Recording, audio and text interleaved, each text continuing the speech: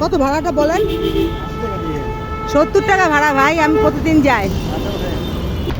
আমি প্রতিদিন রিক্সায় ওঠার সময় ভাড়া ঠিক করে তারপর উঠি, কারণ যখনই আমি রিক্সা ভাড়া ঠিক না করে উঠি তখন নির্দিষ্ট স্থানে গিয়ে যদি নির্দিষ্ট ভাড়াও দেই তাও কেন জানি না ঝামেলা তৈরি হয়।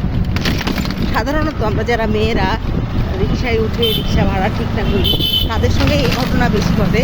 কারণ আমি দেখেছি চপ্পল যখন উঠে রিক্সা ভাড়া ঠিক না করে ও যা ভাড়া দেয় তাতে রিক্সাওয়ালার সঙ্গে কোনো ঝামেলা হয় না, কিন্তু আমিও যদি সেম ভাড়াই দিই তাও ঝামেলা তৈরি হয়।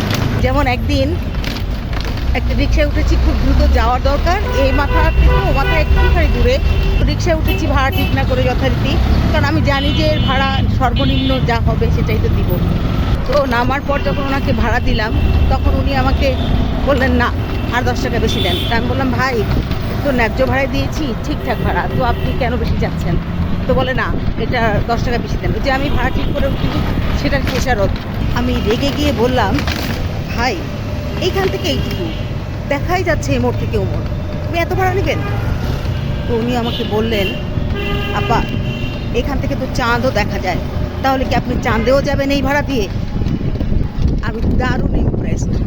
অসাধারণ যুক্তিদার, অসাধারণ বুদ্ধিদার, প্রত্যুৎপন্নমতি রিক্সাওয়ালা ভাই।